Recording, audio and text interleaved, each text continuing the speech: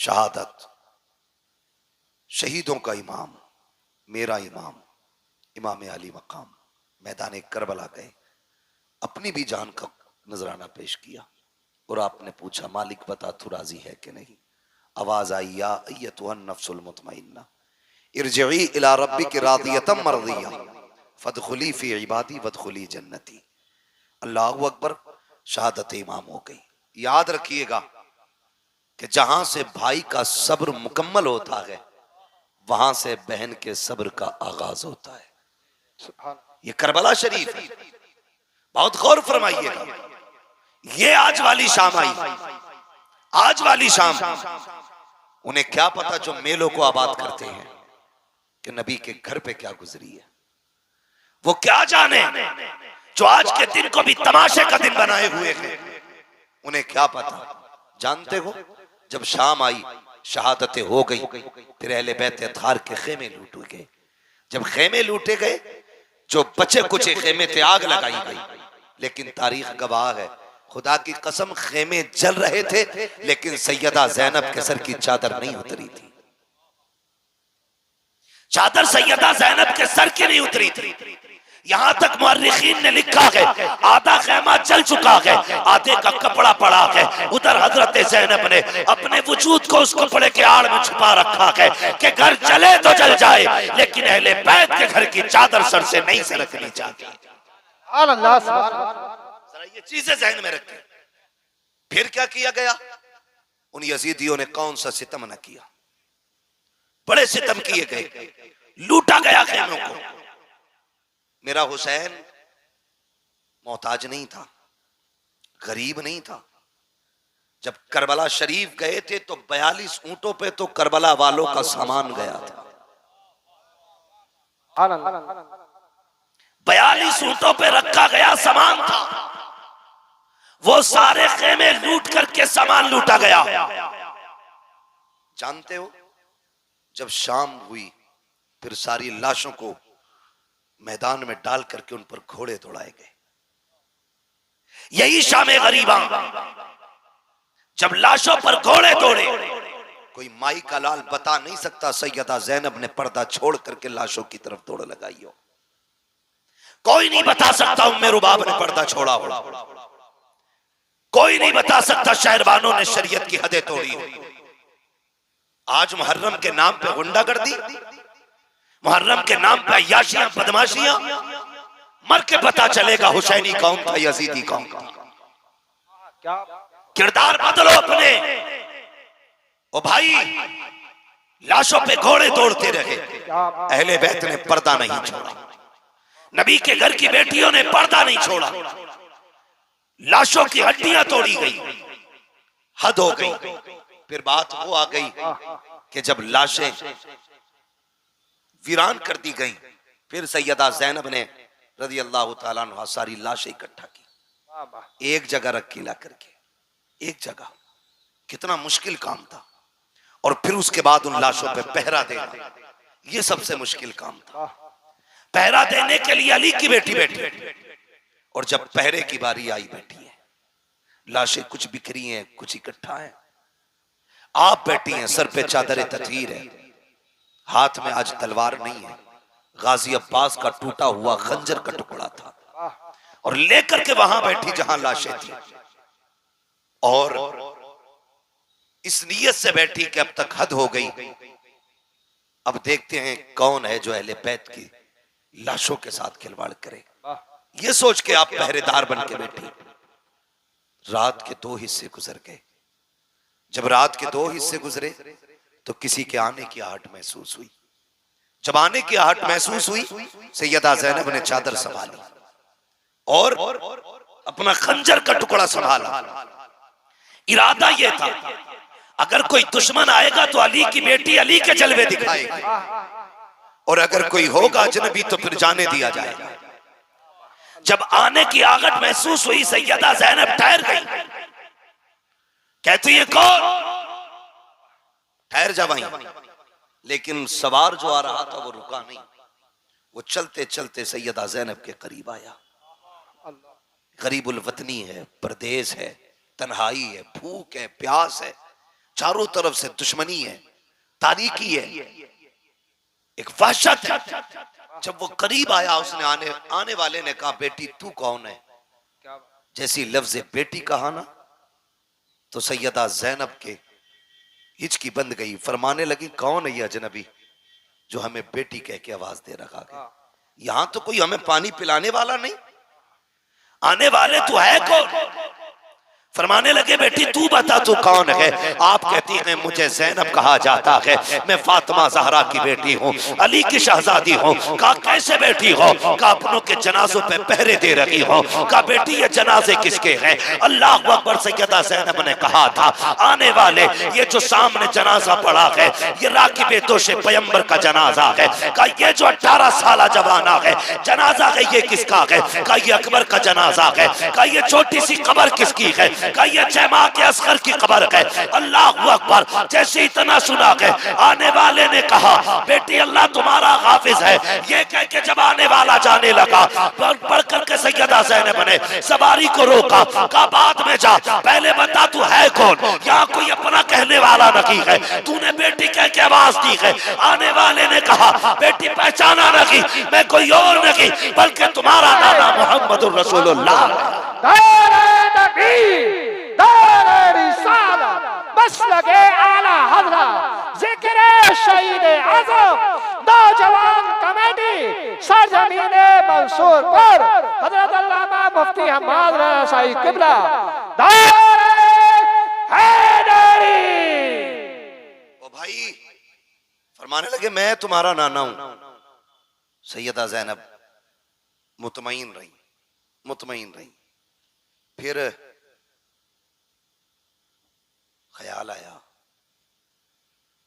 ख्याल आया कि हुसैन ने कहा था कि मेरी सकीना मेरे बगैर सो नहीं पाती है, देखूं तो सही सकीना का हाल क्या है। फिर ख्याल आया, अगर मैं यहां से उठ के चली गई तो पता नहीं जनाजों का क्या करें ये लोग। इसी शशोपंज में रात के 3 हिस्से गुजर गए।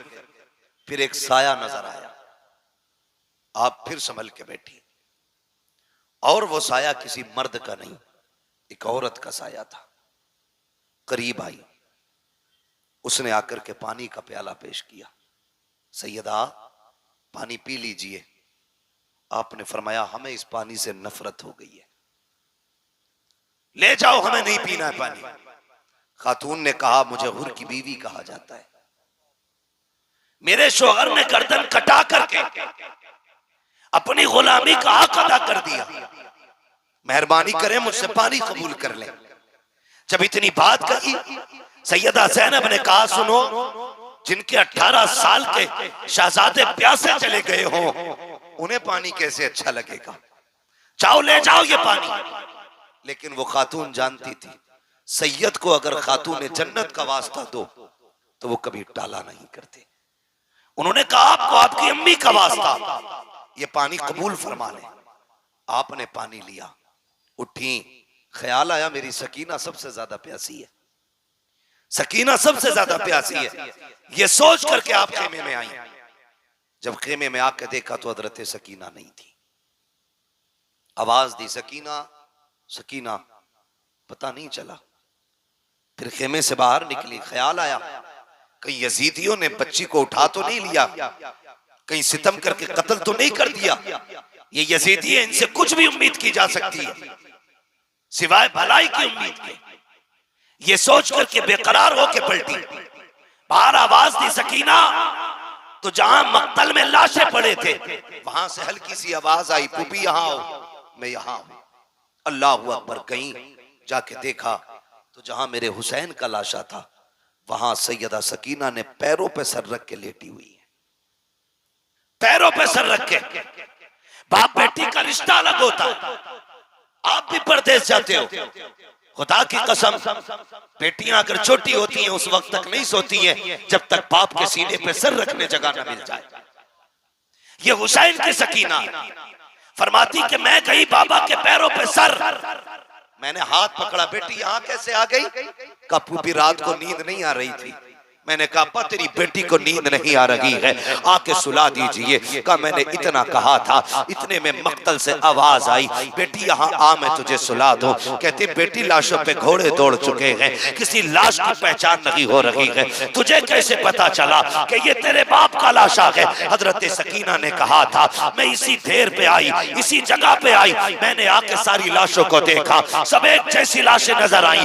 मैंने कहा अब्बा कहाँ हो? कहा फूफी इसी लाश के बाजू उठे थे, इसी ने हाथ उठा के कहा था आ बेटी मेरी सीने से लग जा। कहा बेटी फिर पैर से क्यों लेटी? कहा मेरे बाप के सीने पे इतने जख्म थे कि सर रखते हुए दुख हो रहा था, अगर मैं सीने पे सर रख देती मेरे बाप को तकलीफ हो जाती। एक पैर के तलवे ऐसे थे जहाँ पे जख्म नहीं था, इसलिए मैंने सर रखा सो गई। कहा बेटी आओ तो सही, खेमे में लेके आई है। कहा फूफी बात क्या है? कहा लो बेटी 3 दिन की प्यास है, पानी पी लीजिए। अब मेरे घर हुसैन के घर की तरबियत देखें। सैयदा सकीना कहती है फूफी जान प्यास तो आपको भी लगी है, आपकी भी 3 दिन की प्यास है, ये पानी आपने क्यों नहीं पिया? हजरत ज़ैनब कहती है ए सकीना जिन घर के बच्चे प्यासे होते हैं उस घर के बड़े पानी नहीं पिया करते हैं। इतना सुनना था, हजरत सकीना ने प्याला हाथ में लिया और दौड़ लगाई मक्तल की तरफ। हजरत ज़ैनब ने कहा था सकीना कहाँ जा रही हो? कहा फूफी अभी आपने कहा था जिस घर के बच्चे प्यासे होते हैं उस घर के बड़े नहीं पीते हैं। कहा भी मुझसे छोटा मेरा असगर प्यासा है, ये पानी पहले उसे पिलाया जाएगा। ये कह के दौड़ लगाई, ठोकर लगी, पानी गिर जाता है, आवाज आती है सलामुन अला सब्र सकीना, सलामुन अला सब्र अहले बैत मोहम्मद। नबी के घर वालों तुम्हारे सब्र को सलाम हो, हुसैन की सकीना तेरी जुर्रत और हिम्मत को सलाम। नारे तकबीर, नारे रिसालत, जिक्र शहीद आज़म, नारे हैदरी, उलमाए सुन्नत। खुदा की कसम ये उनके घर के बच्चों का सब्र है, बच्चों का सब्र है। अगर अपना सब्र देखना हो, एक बार इफ्तारी में दिन बड़ा होने लगे मस्जिद में इफ्तारी मुंह छुट लगा दो, बच्चे भी बैठा दो बड़े भी बैठा दो, फिर देखो मुट्ठी भर के कौन खाता है। ये हमारी तरबियत है, ये उनकी तरबियत। 3 दिन के प्यासे हैं लेकिन फिर भी अपने से ज्यादा दूसरे का ख्याल है, दूसरे का ख्याल है। जानते हैं जब 11 की सुबह आई, यजीदियों ने इमाम ज़ैनुल आबिदीन को कैद कर रखा था। कहने लगे ज़ैनुल आबिदीन तैयारी कर लो। फरमाने लगे किस चीज की तैयारी? यजीदियों ने कहा सफर करना है। आपने फरमाया परदेसियों की कोई तैयारी नहीं होती है, जहां चाहो ले चलो, हम परदेसी हैं। तारीख गवाह है, सबसे पहले बेड़ियां तारीख में हजरत इमाम ज़ैनुल आबिदीन के पैरों में डाली गई। गले में तोक, पैरों में बेड़ियां। और जब तोक डाल करके चलाया गया तो इतना वजनी तोक था कि उसके वजन से आप इतने झुक के चल रहे थे जैसे नमाजी रुकू में रहता है। ये कंडीशन थी। लेकिन नबी के घर वालों तुम्हारी हिम्मत को सलाम। और पीछे से चंद कुत्तों की ड्यूटी थी कोड़े बरसाने की, कोड़े बरसाने की। जब आप कैदी बन के चले और एक चौक से काफिला गुजरने लगा तो किसी ने देखा यार ये तो बेकसूर लग रहे हैं, इनके चेहरे का नूर बता रहा है ये बेकसूर कैदी है। उसने आगे बढ़ के कहा बेकसूर कैदी मेरे हक में दुआ कर दे। जानते इमाम ज़ैनुल आबिदीन ने हाथ उठाए और फरमाया खुदा तुझे किसी मुसलमान का कैदी ना बनाए। जब इतनी बात कही वो तड़प गया, जनाब ये क्या बात कह रहे हैं आप? फरमाने लगे ये बहुत अच्छी दुआ है। कहने लगा क्यों? आपने अपनी कमीज उठाई, पूरी कमर खून से तरती, खून से तरती। कहा ये क्या है? कहा ये जो मुसलमान कैदी बना के ला रहे हैं ना हमें, ये उनका सितम है। कहा ये कोड़े क्यों मार रहे हैं? कहा परदेसी हूं, मुसाफिर हूं, थका हुआ हूं, अपनों की लाशें देखी है, भूखे प्यास से चला नहीं जाता। कहा फिर बैठ क्यों नहीं जाता? कहा अगर मैं बैठ गया तो फिर जिम्मेदारियां करबला में रह जाएंगी, ये जिम्मेदारियां मुझे नाना के मदीने तक पहुंचानी है। अल्लाह अकबर। लोग कुछ भी कहें, जो चाहे वो सोचे, लेकिन खुदा की कसम हम चैलेंज के साथ कहते हैं, करबला में भी हाकिम हमारा हुसैन था, कूफे में भी हाकिम हमारा ही हुसैन, पावर में हमारा ही हुसैन था। ये कान खोल के सुने। ये अलग बात है कि ये सितम हुए, ये जुल्म हुए, लेकिन मेरे हुसैन ने सब्र का दामन नहीं छोड़ा, दामन नहीं छोड़ा। ये काफिला चला, जानते हो 64 औरतें, 26 बच्चे, 72 नेजों पे 72 सर। तरतीब क्या दी गई? तरतीब ये दी गई कि सबसे आगे शहीदों के सर थे, उनके पीछे इमाम ज़ैनुल आबिदीन थे, उनके पीछे सैयदा ज़ैनब थी, बाकी फिर खवातीन जो कैदी बनाई गई थी, और सबसे पीछे हजरत सकीना की सवारी थी। इस तरतीब से काफिले को ले जाया जाता है। आज हैरत हो रही है भाई, हैरत हो रही है। आज सुन्नी बरेलवी कहलाने वाले लोग ढोलक पे उतर आए। पढ़े तारीख के इस बाप को भी कि वो जो सारे शहीदों के सर चल रहे थे, उनसे भी आगे यजीदी लोग ढोल लेके चल रहे थे, और वो आगे आगे ढोल बजा के कह रहे थे हुसैन को हमने शहीद कर दिया, कत्ल कर दिया, माज़अल्लाह, फतह हमारी हुई है, इसलिए ढोल बजाए जा रहे थे।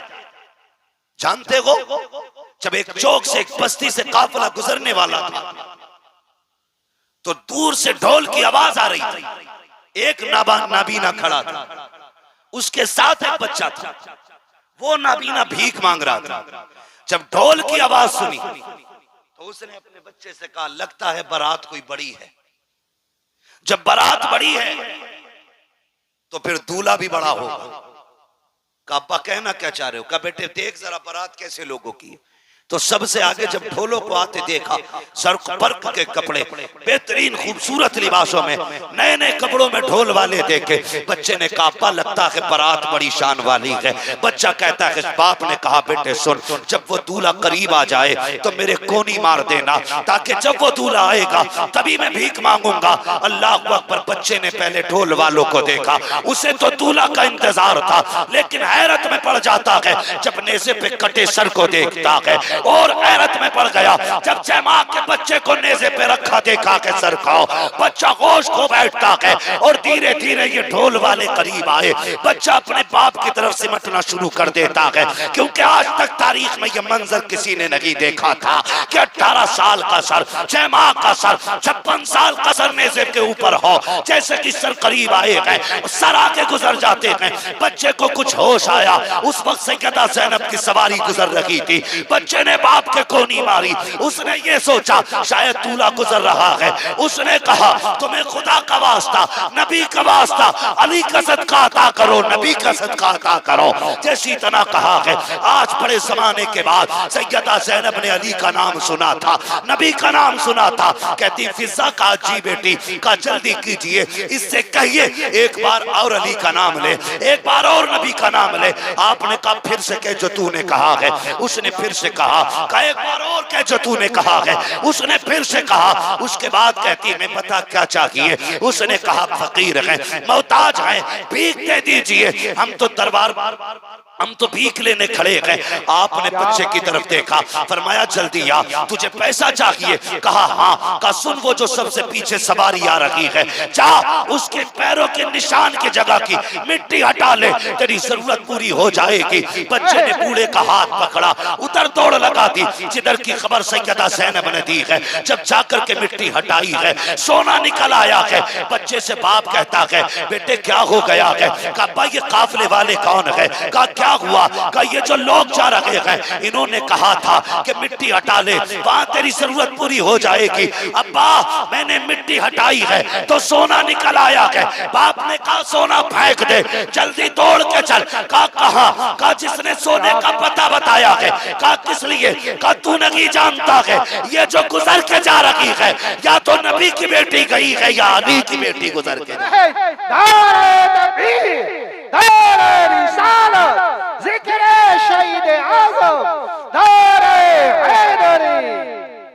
अल्लाहू अकबर। लगी, उस बूढ़े ने कहा सुन,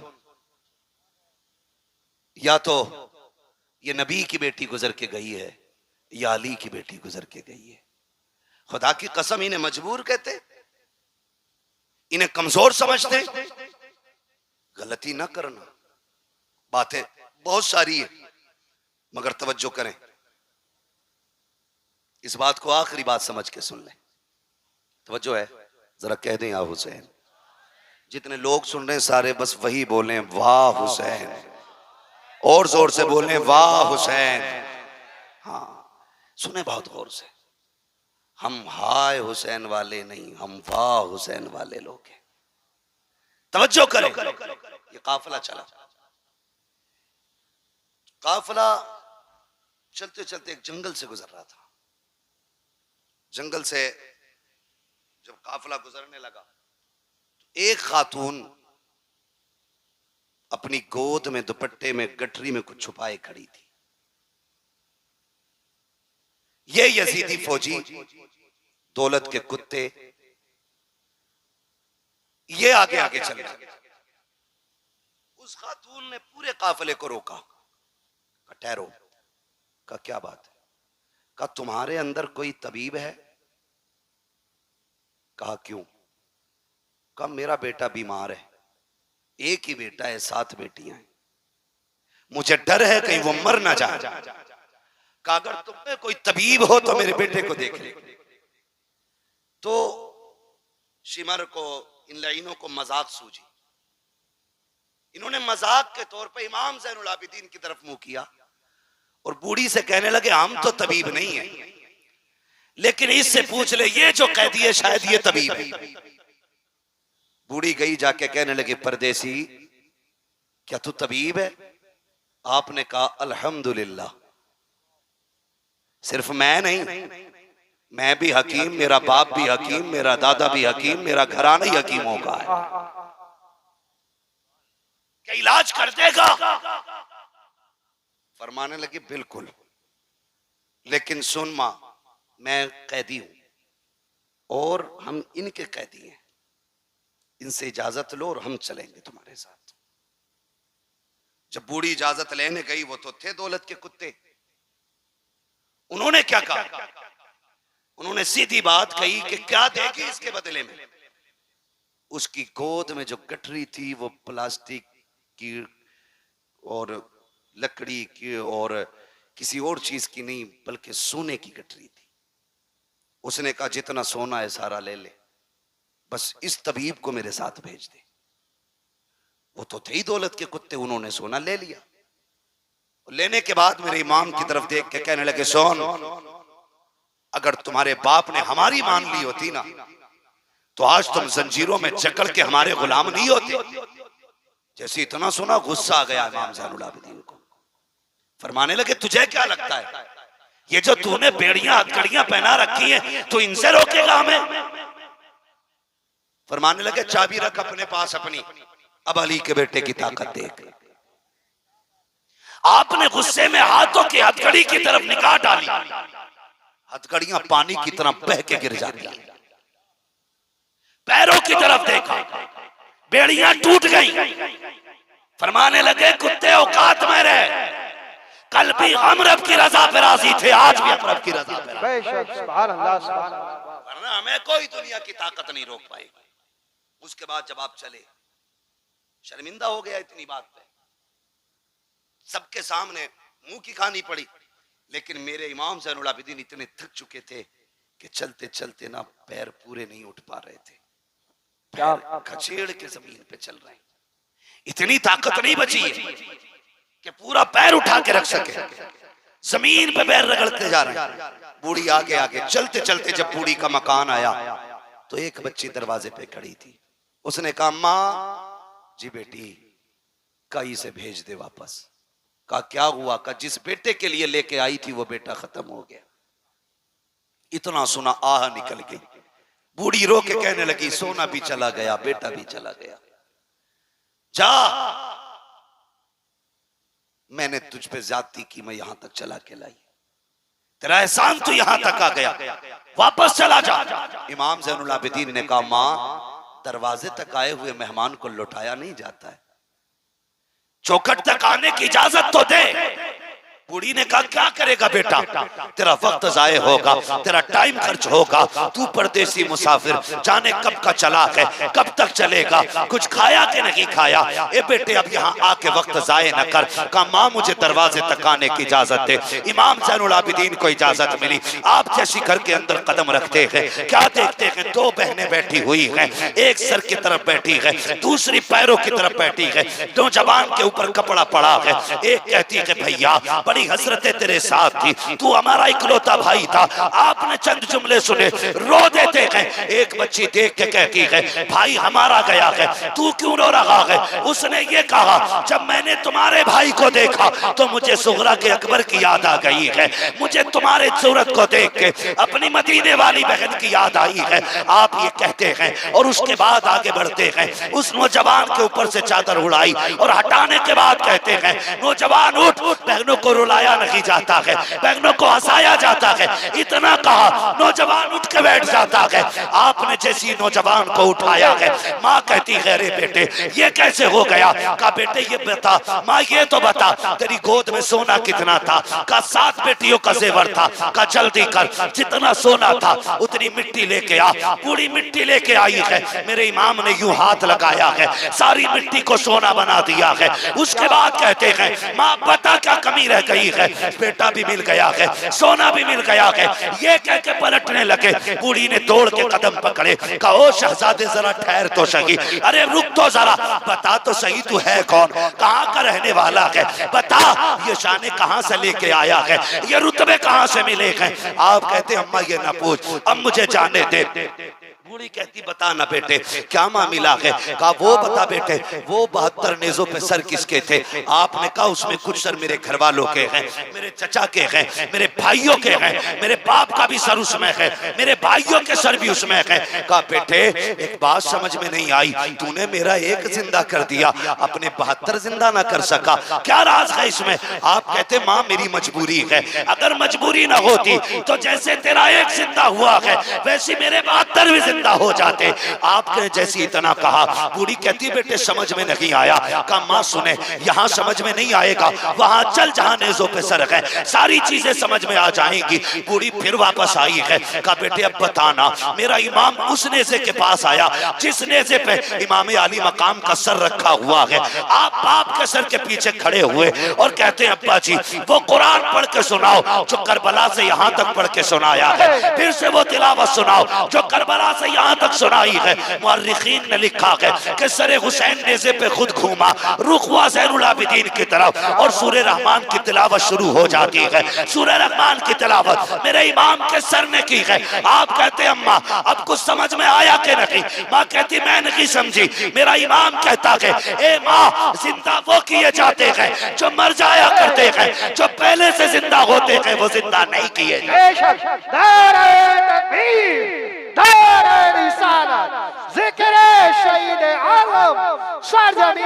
मंसूरपुर नौजवान कमेटी आप फरमाते माँ जिंदा वो किए जाते हैं जो मर जाया करते हैं, जो पहले से जिंदा हूं वो दोबारा जिंदा नहीं किए जाते। माँ ये जो 72 नेज़ों पे 72 सर हैं ये मुर्दों के नहीं है, ये जिंदों के सर हैं। ये किनके सर हैं? जोर से और जोर से किनके? जिंदों के सर हैं। इनको अपनी औलाद का भी पता है, इनको हालात का भी पता है, इनको दौर का भी पता है। अल्लाह सलामत रखे आप लोगों को। ओ भाई ये करबला शरीफ का सफर पूरा 12 मुहर्रम से शुरू हुआ, 12 मुहर्रम से शुरू हुआ और 27 रमजान को मुकम्मल हुआ है। कितना? 12 को शुरू हुआ, 27 को मुकम्मल हुआ। आप गिनती लगा लें, गिनती जोड़ेंगे लगभग 9 महीने लगेंगे। कितने? बोलें जोर से और जोर से। 9 माह मुकम्मल सफर लगे। जानते हो अली की बेटी की जुर्रत देखे, 9 महीने सफर किया है, पैदल सफर किया है, सफर करके भी आई है, कुरान पढ़ती भी आई है। जब सफर मुकम्मल मदीने में जाके हुआ और इमाम ज़ैनुल आबिदीन का बाजू पकड़ के कहा, ज़ैनुल आबिदीन ये क्या आ गया? फूफी आपको भी मालूम है ना, ये तो नाना का मज़ार है। का बेटे पता तो है, लेकिन तुझसे भी कहलवाना है। कहा फूफी ये नाना का मज़ार है। फिर आपने रुख किया करबला की तरफ, कहा हुसैन गवाह रहना, मैंने तेरी अमानत को हिफाजत के साथ हुजूर के मदीने तक पहुंचा दिया। बेशक हुजूर के मदीने तक पहुंचाया।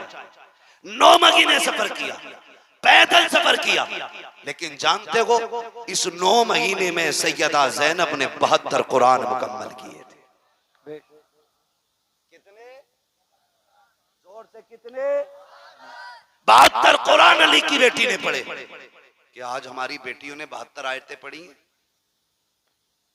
कुरान के 72 कलमे ही पढ़े, 72 हर्फ ही पढ़ लेती। वो भाई अपने घरों के अंदर जाके ये सबक काम करो। कुरान हुसैन के साथ है और हुसैन कुरान के साथ है। हुसैन उसी के साथ होंगे जिसके साथ कुरान भी होगा, और कुरान उसी के साथ होगा जिसके साथ हुसैन भी होंगे। इसलिए अपने घरों के अंदर कुरान की आदतें डालो, नमाजों की पाबंदी करो। मैं अक्सर कहता हूं बचा के कूफे से आबिद को लेके आई है, कमर पे बारे इमामत उठा के लाई है, अली की बेटी को झुककर सलाम कर इस्लाम, तेरी अमानतें घर तक बचा के लाई है। सैयदा ज़ैनब इमाम ज़ैनुल आबिदीन को मदीने तक लेके आई, जो वादा था हुसैन से पूरा कर दिया। और जानते हो करबला से वापसी के बाद 15 साल सैयदा ज़ैनब जिंदा रही, लेकिन कभी घर से बाहर कदम नहीं निकाला, कभी नहीं निकाला। यहां तक कि पड़ोसियों ने भी आपको निकलते नहीं देखा। हद तो तब हो गई जब शोहर ने कहा दवा ले ले, डॉक्टर तबीब से मिलने, फरमाने लगी नहीं मैं ज़हरा की बेटी हूं, मैं पर्दा नहीं तोड़ूंगी। का नाना के दीन में तबीब को औरत को दवा लेने के लिए हाथ पैर दिखाना जायज है? कहा ये तो शरीयत है जो आप कह रहे कि दिखाना जायज है, लेकिन अजीमत यह है कि मर जाए किसी के सामने चेहरा ना खोले। हमने अजीमत हुसैन से करबला में सीखी। कहा कैसे? कहा जब लाशों पे घोड़े दौड़ रहे थे, हमें हुसैन ने मना कर दिया था कि कुछ भी हो जाए मुस्तफा की शरीयत नहीं छोड़नी है। खुदा की कसम 15 साल जिंदा रही, कभी घर से कदम नहीं निकाला, और जमाने को दिखा दिया कि अली की बेटियां पर्दा कैसे करती हैं। आज हम पे भी लाजिम है हम अपने घरों के अंदर पर्दे को आम करें। खुदा की कसम अगर किसी भाई की कोशिश से बहन पर्दे वाली हो गई, बाप की कोशिश से बेटी पर्दे वाली हो गई, शोहर की कोशिश से बीवी पर्दे वाली हो गई, तो अगर ये जन्नत में जाएगी, अल्लाह बाप को, भाई को, शोहर को, तीनों को भी जन्नत अता फरमाएगा। जरूरी ये है कि हम शरीयत को आम करें, मुस्तफा जाने रहमत के दीन को मजबूती से पकड़ें। पूरा पैगाम करबला शरीफ का आप पढ़ लीजिए।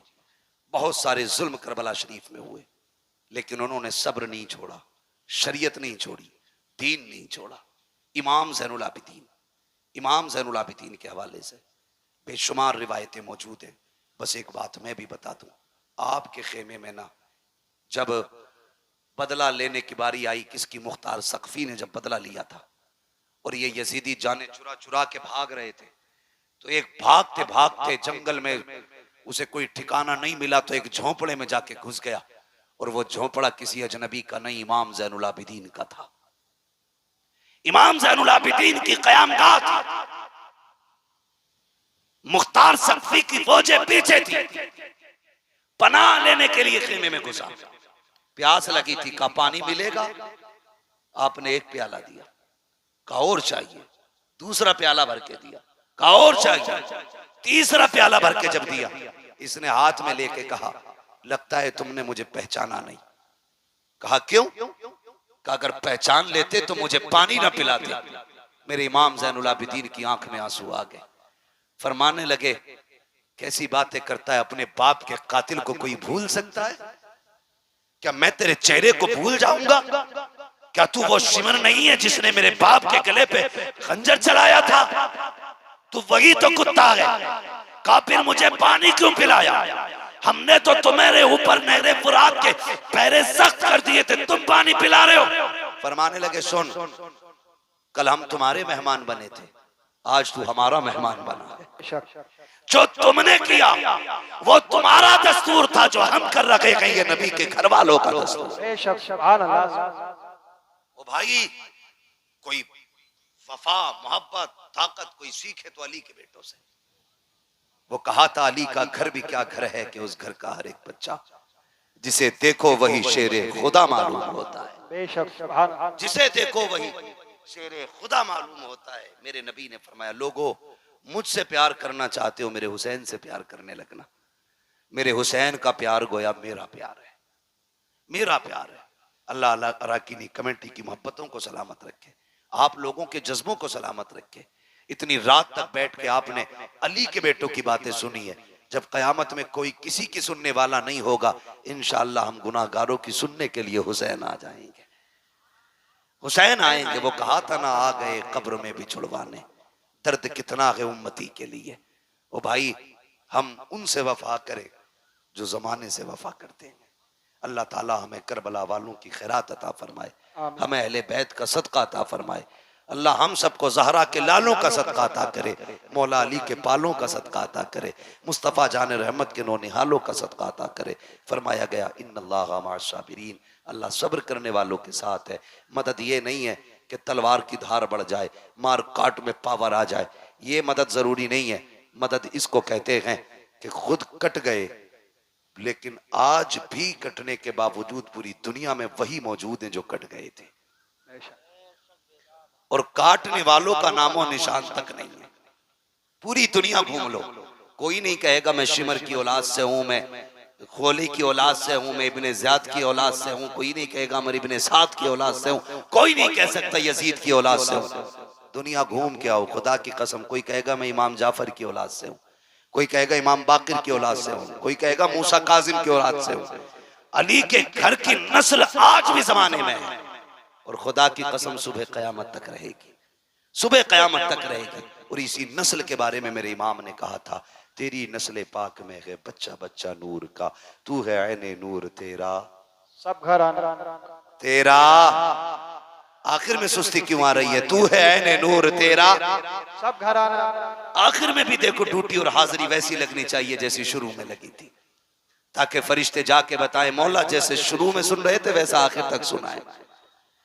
तेरी नस्ल पाक में है बच्चा बच्चा तू है ऐने नूर तेरा सब घराना नूर का। बस जो हुए अगलात उनको माफ फरमाए रब्बे कायनात।